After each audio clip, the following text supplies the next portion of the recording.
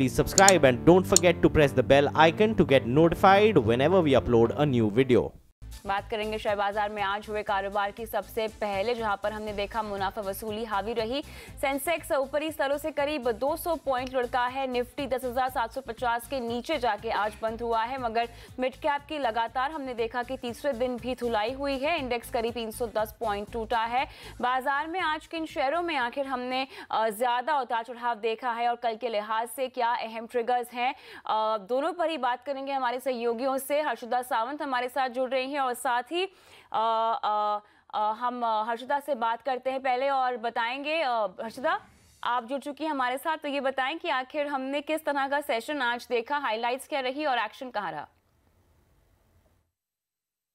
देखिए, क्योंकि चौतरफा बिकवाली का दबाव रहा है, कुछ एक दो सेक्टर छोड़ के इंडेक्स लूजर्स के साथ शुरुआत करते हैं। आज फार्मा कंपनियों की भी हालत खराब थी, तो डॉक्टर रेड्डीज और सिप्ला आप देखेंगे यहाँ पर 2% से ज्यादा का नुकसान देखा गया है। ये एक सेक्टर कमजोर। टाटा मोटर्स की फिर धुलाई होती हुई, कल के इंट्राडे रन के बाद यहाँ पर 2.5% का नुकसान। और इंडिया बुल्स हाउसिंग फाइनेंस एक और कमजोर कड़ी रही है आज दिग्गजों में। लेकिन बैंक्स पर आते हैं और बैंक्स में फेडरल बैंक के नतीजे बाजार को बिल्कुल पसंद नहीं है। मैनेजमेंट कमेंट्री भी इतनी अच्छी नहीं थी, तो वो स्टॉक आज 11% टूटा। इंडियन बैंक के नंबर्स आए बाजार बंद होने से करीब 1.5-2 घंटे पहले, और यहां पर भी हमने देखा एसेट क्वालिटी को लेकर चिंता है। स्टॉक 8% टूटा। कर्नाटका बैंक, यूनियन बैंक जैसे दूसरे शेयर भी आज फिसले हैं, पिटे हैं। मिड कैप लूजर जहां पर 300 पॉइंट की गिरावट रही। सबसे ज्यादा टूटने वाले शेयर आपकी स्क्रीन पर आ रहे हैं। स्ट्राइड शाशून 8% नीचे, रिलायंस कम्युनिकेशन 7% टूटा, बलरामपुर चीनी 7% टूटा और JSPL भी 6% की गिरावट पर जाकर बंद हुआ है। लेकिन फ्यूचर ग्रुप में इंटरेस्ट था, क्योंकि फ्यूचर ग्रुप के किशोर बयानी की ओर से एक ऐसा बयान आया और अखबारों में इस पर एक बड़ा लेख लिखा गया था कि शायद कंपनी 10% हिस्सेदारी एक ग्लोबल जायंट को बेच सकती है। अमेजॉन, वॉलमार्ट का जिक्र हुआ और future enterprises, market network, retail, consumer, इन सब शेयरों में आग लगी। यहाँ पर 4% की कम से कम खरीदारी हुई है। 8-9% भी भागे हैं ये स्टॉक्स। शुक्रिया इन तमाम डिटेल्स के लिए हर्षिता। लेकिन चलिए विस्तार से बाजार की चाल पे बात करते हैं। हमारे साथ जुड़ रहे हैं जो एंड्रे कैपिटल सर्विसेज के अविनाश गोरक्षकर। स्वागत है आपका अविनाश जी। तो हफ्ते का कल आखिरी कारोबारी दिन है, ये बताएं कि बाजार में आज हमने जो मुनाफा वसूली का सेशन देखा है और खासतौर से जो लगातार मिड कैप की हम पिटाई होते हुए देख रहे हैं, क्या कल किसी भी तरह की राहत की उम्मीद है? ग्लोबल बाजार के लिहाज से बाजार की नज़र, हमारे बाजारों की नज़र कहाँ होगी, किन किन ट्रिगर्स पे होगी? कविता, मुझे लग रहा है कि कल के दिन में भी मार्केट्स को वोलेटिलिटी देखने को मिलेगी, क्योंकि हमको लग रहा है कि अभी हफ्ता ख़त्म होने के बाद मार्केट्स आने वाले हफ्ते में कर्नाटका के जो इलेक्शंस है वहाँ पे सबकी नज़रें रहेंगी। तो मार्केट्स कल भी काफ़ी वोलेटाइल और रेंज बाउंड रहेंगे। हमको लग रहा है कि जो रुपया का वीकनिंग ट्रेंड है प्लस जिस प्रकार का क्रूड का प्राइस बढ़ना देखने को मिला है, ये दो फैक्टर्स, ग्लोबल फैक्टर्स, मार्केट्स को डेफिनेटली थोड़ा सा रिस्ट्रिक्ट करेंगे ऊपर जाने में। रही बात स्टॉक स्पेसिफिक एक्टिविटी में, तो कल भी रिजल्ट का दिन है, तो हमको लग रहा है कि कल भी जहाँ पे अच्छे नतीजे आएंगे, जैसे कि आज एंड ऑफ द डे में टाइटन के नंबर्स काफ़ी अच्छे आ गए, तो यहाँ पे एक अच्छा अपटिक आपको देखने को मिलेगा। लेकिन PSU बैंकों में शायद और बिकवाली देखने को मिले, क्योंकि यहाँ पे जो रिजल्ट्स आ गए हैं वो डेफिनेटली मार्केट्स के अनुमान से डेफिनेटली ख़राब है। तो डेफिनेटली हमको लग रहा है कि मार्केट स्टॉक स्पेसिफिक रहेगा और इंडेक्स में हमको नहीं लग रहा है कोई बड़ी अपसाइड देखने की पॉसिबिलिटी कल तो रहेगी। ये बताएं कि आखिर कर्नाटका इलेक्शंस बाजार पे कितना हावी होंगे कल के सत्र में? मुझे लग रहा है कि कर्नाटका के इलेक्शंस में मार्केट अनुमान लेके चल रहा है कि बीजेपी विक्ट्री पूरी तरह से मेजॉरिटी विन रहेगी और यही मार्केट्स का अभी ट्रेंड दिख रहा है। मेरे ख्याल से 15 तारीख को जब नतीजे आएंगे तभी क्लियरली एक ट्रेंड डिसाइडर मार्केट्स एक डायरेक्शनल ट्रेंड लेंगे। लेकिन अगले आने वाले 2-3 दिनों में मेरे ख्याल से वोलेटिलिटी काफ़ी रहेगी, स्पेशली मंडे के सत्र में काफ़ी वोलेटिलिटी देखने को मिलेगी, क्योंकि मंगलवार के दिन पे आपको नतीजा मिलेगा। तो ओवरऑल हमको लग रहा है कि अगर बीजेपी विक्ट्री पूरी तरह से थंपिंग मेजॉरिटी से आती है तो आपको एक अच्छा उछाल देखने को मिलेगा। रही बात अगर हंग पार्लियामेंट आती है तो डेफिनेटली थोड़ा सा बिकवाली का भी माहौल आ सकता है। एब्सोल्युटली। लेकिन आज जो हमने ऑटो नंबर्स आते हुए देखे हैं, ये मुझे बताएं कि किस तरह की तस्वीर अब दिखा रहे हैं और साथ ही इस क्षेत्र में अब क्या कोई हमें अपना रुझान बढ़ाना चाहिए निवेश या ट्रेडिंग के लिहाज से? आई थिंक जो ऑटो सेक्टर के नंबर आ गए, इसमें जो नोटवर्दी बात है वो टू व्हीलर सेक्टर और कमर्शियल व्हीकल सेक्टर पे है। यहाँ पे काफ़ी स्ट्रॉन्ग ग्रोथ नंबर्स आ गए हैं। हमको लग रहा है कि टू व्हीलर पैक में बजाज ऑटो और हीरो मोटर कॉर्प ये डेफिनेटली अच्छे विकल्प बन सकते हैं, क्योंकि ओवरऑल अगर मानसून अच्छा आता है इस साल तो टू व्हीलर सेल्स में एक अच्छी बढ़त मिलेगी। रही बात कमर्शियल व्हीकल्स में, तो हमको लग रहा है कि टाटा मोटर्स डेफिनेटली एक अच्छा विकल्प हो सकता है। तो ये डेफिनेटली एक अच्छा विकल्प है, क्योंकि सीवी सेल 76% बढ़े हैं। ओवरऑल हमको लग रहा है कि जो रूरल रिलेटेड स्टॉक्स है जैसे कि महिंद्रा एंड महिंद्रा, यहाँ पे भी नज़र रखे, क्योंकि ट्रैक्टर सेल्स भी रिकॉर्ड हाइज पे है। तो यहाँ पे ये मौके मिलेंगे और मुझे लग रहा है कि आने वाले 2-3 दिनों में अगर मार्केट करेक्ट होता है तो निवेश का मौका ज़रूर इन सेक्टर्स में और स्टॉक्स में करना चाहिए। अविनाश जी, अहम नतीजों पे फोकस करते हैं। एशियन पेंट्स ने जो नतीजे पेश किए हैं वो आंकड़े हम लाएंगे आपके सामने। मुनाफे की बात करें तो इसमें इजाफा हुआ है और 496 करोड़ के आसपास ये आंकड़ा आया है। कंसोलिडेटेड मुनाफे की हम बात कर रहे हैं। आय की बात करें तो इसमें भी बढ़त दर्ज की गई है, 4484 का आंकड़ा आया है, ये भी कंसोलिडेटेड आय की हम बात कर रहे हैं। और एबिटा मार्जिन की बात करें तो ये 18.1% से बढ़कर 18.7% पे आ गया है और एबिटा यहाँ पे 840 करोड़ पर आ गया है। तो ओवरऑल तमाम फ्रंट्स पे नतीजे क्या आपकी एक्सपेक्टेशंस के मुताबिक इनलाइन है? मैं समझता हूँ कि टॉप लाइन पे अगर हम देखें तो मार्केट्स के अनुमान के हिसाब से इनलाइन है, लेकिन अगर बॉटम लाइन की बात करें कविता, तो अनुमान करीबन 535-540 करोड़ का अनुमान था। तो उसके हिसाब से तो डेफिनेटली थोड़ा सा लेट डाउन ज़रूर हो चुका है। और मैनेजमेंट ने कॉन कॉल पे ये भी कहा है कि रॉ मटेरियल कॉस्ट बढ़ने के कारण मार्जिन्स में लास्ट 2-3 महीनों में देखने को मिला है। हालांकि इन्होंने प्राइस इंक्रीज ज़रूर की है। हमारे हिसाब से इनिशियली जब स्टॉक कल खुलेगा हो सकता है कि थोड़ा बहुत दबाव में रहे, क्योंकि एक्सपेक्टेशन थी कि प्रॉफिट्स अनुमान से ज़्यादा बढ़े और ये नहीं हुआ है। बट ओवरऑल हमको लग रहा है कि आगे अगर क्रूड के प्राइसेस में थोड़ी सी सॉफ्टनेस देखने को मिलती है या थोड़े से स्टेबल होते हैं तो यहाँ पे एक अच्छा री-रेटिंग देखने की पॉसिबिलिटी रहेगी। अगर क्रूड के भाव बढ़ते हैं तो मेरे ख्याल से इनके लिए आगे दिक्कतें बढ़ सकती है। ओके, जी एंटरटेनमेंट के रिजल्ट्स पर आप क्या कहेंगे? हमने देखा है कि मुनाफे में कमी आई है और 231 करोड़ रुपए की आंकड़ा आया है 1515 के मुकाबले, और एबिटा मार्जिन में भी हमने कमी देखी है 30.7% के मुकाबले ये 29.3% के आसपास आंकड़ा आया है। अविनाश? नहीं, ये जो नंबर आ गया है कविता, ये एक इन लाइन विथ एक्सपेक्टेशन है। ये जो प्रॉफिट का अनुमान है ये एनालिस्ट लेके ही चल रहे थे। बट जो पॉजिटिव बात हमने रिजल्ट्स में देखी है कि both subscriber as well as जो एडवर्टाइजिंग इनकम है वो अच्छी तरह से डबल डिजिट में ग्रो हो चुकी है। हमको लग रहा है कि होपफुली अगर मानसून से अच्छा रहता है तो एफएमसीजी के जो स्पेंड्स है वो आने वाले साल में काफ़ी अच्छे रहेंगे। तो डेफिनेटली रिजल्ट्स के पॉइंट ऑफ व्यू से कोई बड़ा पॉजिटिव सरप्राइज बॉटम लाइन पे तो आया नहीं है, बट एटलीस्ट सब्सक्राइबर सेल्स और एडवर्टाइजिंग सेल्स में नंबर्स अच्छे आने की उम्मीद में हमको लग रहा है कि स्टॉक ज़्यादातर एक मार्केट परफॉर्मर रहेगा। कल के सत्र में हो सकता है थोड़ा सा दबाव देखने को मिले, बट क्लियरली अगर निचले लेवल पे आता है तो इसको खरीदने का एक मौका समझना चाहिए। कल भी कई सारे नतीजों का दिन है अविनाश, और ऐसे में हम चाहते हैं कि आप दर्शकों को रणनीति सुझाएं। सबसे पहले स्पाइसजेट के नतीजों को लेकर आपका अनुमान क्या कहता है? जो सीएनबीसी आवाज़ का अनुमान है वो हम पेश करते हैं, जहां पर आय में 32% का इजाफा मुमकिन है और ये आंकड़ा लगभग 2142 करोड़ आने की संभावना है।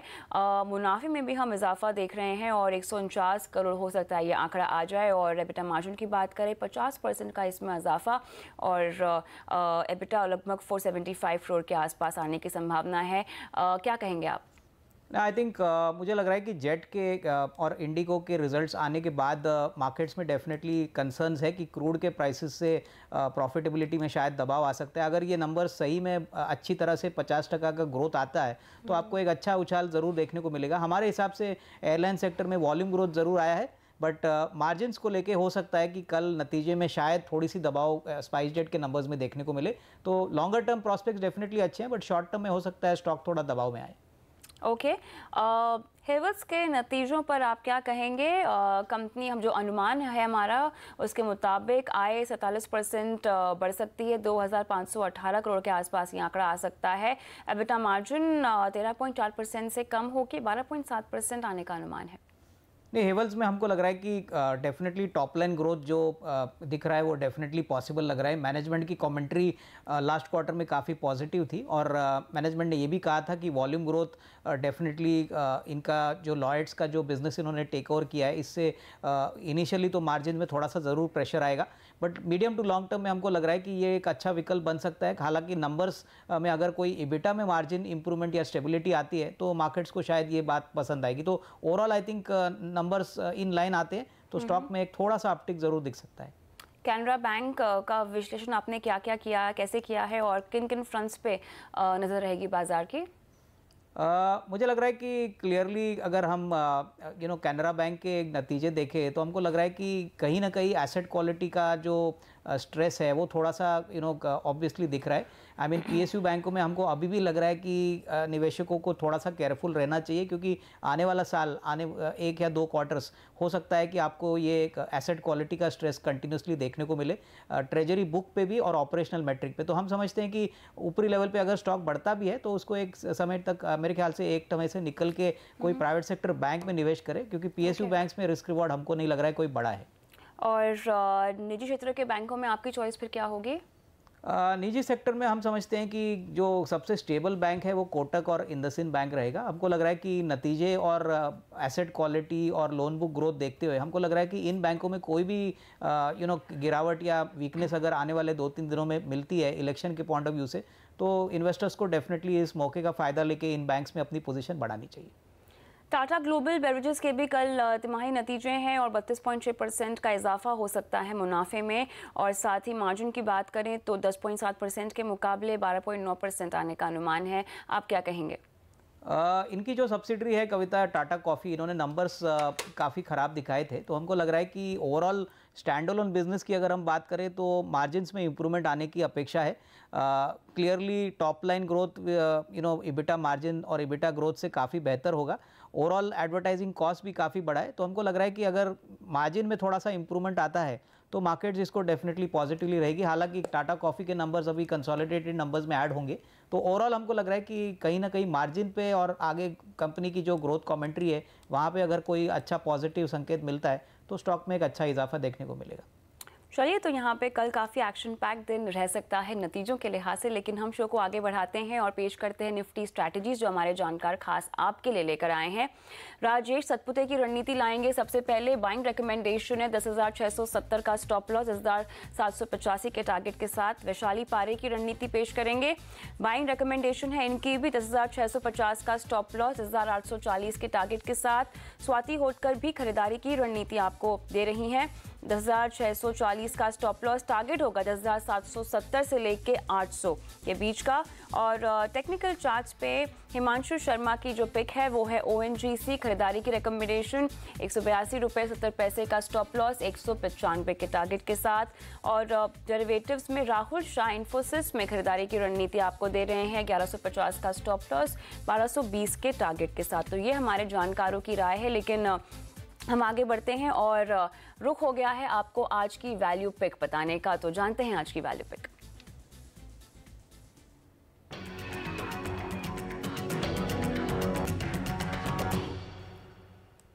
अविनाश, बताएं आपने वैल्यू पिक के तौर पे आज कौन सा स्टॉक चुना है?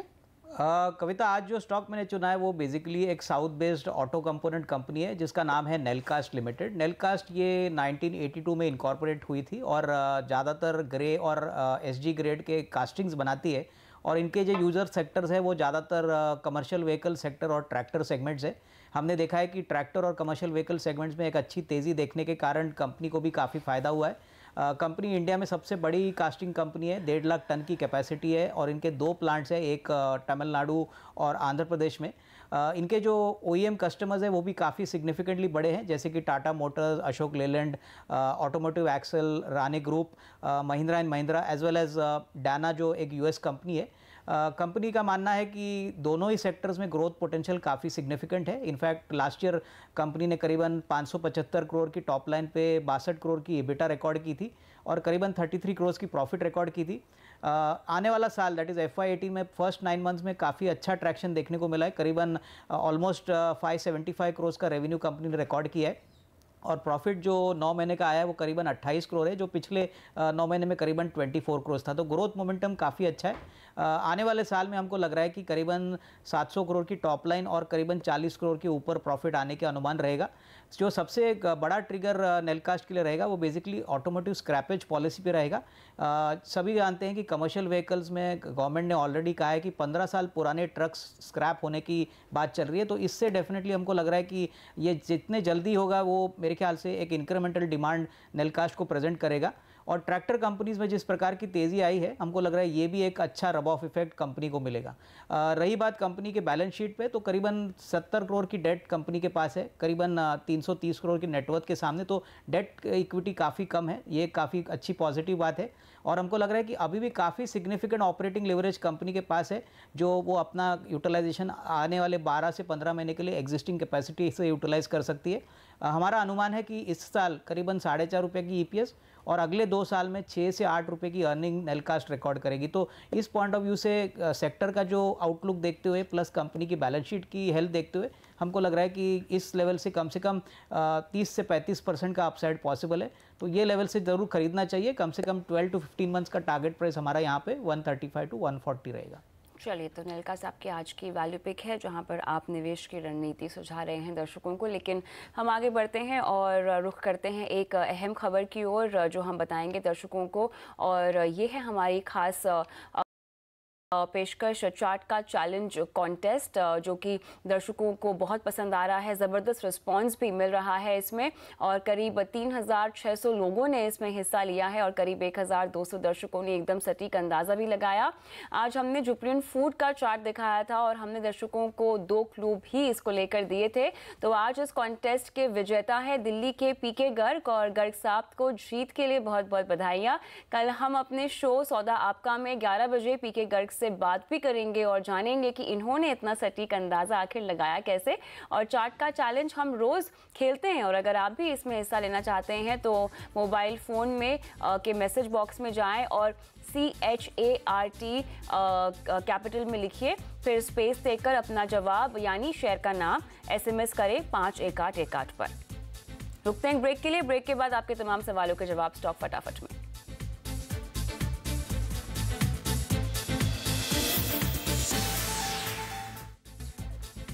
वक्त हो गया है आपको तमाम सवालों के जवाब देने का स्टॉक फटाफट में।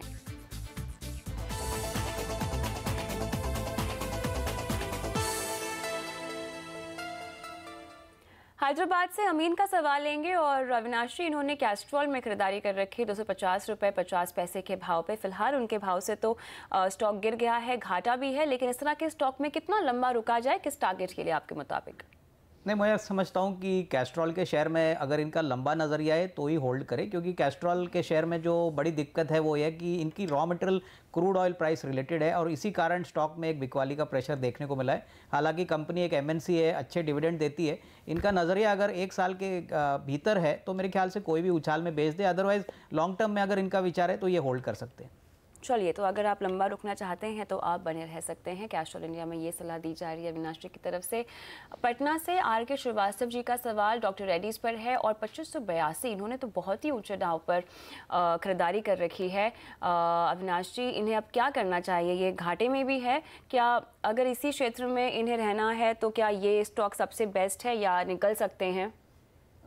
मुझे लग रहा है कि आई थिंक अगर इनका नज़रिया शॉर्ट टर्म है तो मेरे ख्याल से कोई भी उछाल में निकल जाए, क्योंकि हमने सुना है कि कल ट्रम्प साहब कोई जेनरिक मेडिसिन US मार्केट्स में कोई कमेंट्री देने वाले हैं, और इसका इम्पैक्ट आपको सभी फार्मा शेयर्स में आज और कल देखने को मिलेगा। हमको लग रहा है कि जिस प्रकार का प्राइस इन्होंने खरीदा है, लंबी अवधि के लिए अगर ये 1.5-2 साल का नज़रिया रखते हैं तो ही होल्ड करें, अदरवाइज अजंता फार्मा या टिपिकली कैडिला जैसे स्टॉक्स में निवेश करें। यहाँ पे हम समझते हैं कि डॉक्टर रेड्डी के मुकाबले में रिस्क रिवॉर्ड अच्छा होगा। चलिए आगे बढ़ते हैं। JK टायर पर मेरठ से निखिल द्विवेदी का सवाल, 167 की इनकी बाइंग प्राइस है, तो क्या और लंबा रुक सकते हैं ये? ये इनका नज़रिया अगर साल भर का है तो होल्ड करें। टायर कंपनीज में हमने देखा है कि वॉल्यूम ग्रोथ काफ़ी अच्छा है, स्पेशली ट्रक सेगमेंट में जहाँ पे JK टायर्स ऑपरेट करता है, प्लस रबर के प्राइसेस काफ़ी घटे हुए हैं, तो इसका बेनिफिट कंपनी को ज़रूर मिलेगा। तो साल भर का नज़रिया रखें और इसमें अच्छा मुनाफा आगे बन सकता है। ओके, मुंबई से जय शाह का सवाल रेमंड्स पे है, 1143 इनकी बाइंग प्राइस है। स्टॉक में ट्रेडर हैं निवेशक, उसकी जानकारी हमें नहीं है, लेकिन काफ़ी घाटे में है। हम समझते हैं कि रेमंड में जिस प्रकार की मैनेजमेंट की कमेंट्री आई है, स्पेशली एनालिस्ट मीट के बाद, यहाँ से डेफिनेटली एक अच्छा रिस्क रिवॉर्ड बन सकता है अगर इनका नज़रिया 12 to 15 मंथ्स का है। Not only date reduction but जो प्रॉपर्टी का सेल का मैटर है वो भी शायद आने वाले साल में एग्जीक्यूट हो, तो ऑपरेशनली मैट्रिक्स भी कंपनी अच्छी करेगी। तो यहाँ से होल्ड करें, जल्दबाजी में बेचने की मिस्टेक ना करें। ओके कुछ और सवाल भी हैं अविनाश जी, वो भी हम लेंगे शो पर। मनोहर कुमार का सवाल फिलिप्स कार्बन पे है, 300 की इनकी खरीद है, क्या करना चाहिए, इन्हें कितना लंबा रुकना चाहिए? हम समझते हैं कि फिलिप्स कार्बन में जिस प्रकार के नंबर्स इस क्वार्टर में आए हैं, इन्होंने करीबन 75 करोड़ की प्रॉफिट रिकॉर्ड की है। आने वाले क्वार्टर्स में भी हम समझते हैं कि कार्बन ब्लैक की प्राइसेस काफ़ी ऊपरी रहेगी। रॉ मटेरियल फ्रंट पे थोड़ी सी दिक्कत ज़रूर है, बट हमको लग रहा है कि इनका निवेश का अगर टाइम होराइजन कम से कम साल 1.5 साल है तो कंटिन्यू टू होल्ड ऑन। यहाँ से हमको लग रहा है कि अच्छा रिस्क रिवॉर्ड मिल सकता है, प्रोवाइडेड टाइम होराइजन थोड़ा लंबा हो। ओके लंबा रुकना होगा। विजय बड़ोला का सवाल एवरेडी पर है और 410 इनकी बाइंग प्राइस है। यहाँ पे हमको लग रहा है कि थोड़ी ऊपरी लेवल पे इन्होंने खरीदारी की है। अगर मेरे ख्याल से कोई भी उछाल मिलता है तो यहाँ से निकल जाए। हमको नहीं लग रहा है कोई शॉर्ट टर्म या मीडियम टर्म में इतना बड़ा upside at least in the near term possible है। ओके तो ये तमाम सलाह हमने आपको दे दी आपकी चॉइसेस पर, और वक्त हो गया आपसे विदा लेने का। अविनाश जी डिस्क्लोजर्स देना चाहेंगे? कविता, जो भी शेयर्स के बारे में हमने आज शो पे बात किया है, हो सकता है कि हमारे क्लाइंटों को वही शेयर्स हमने रेकमेंड किए हैं। पर्सनली मेरी कोई भी होल्डिंग इन शेयर्स में नहीं है। धन्यवाद समय निकाल कर अपनी राय दर्शकों को देने के लिए। और कल का बाजार में मुझे भी इजाज़त दीजिए, लेकिन आप रहिए सीनवी सी आवाज़ के साथ ही। नमस्कार।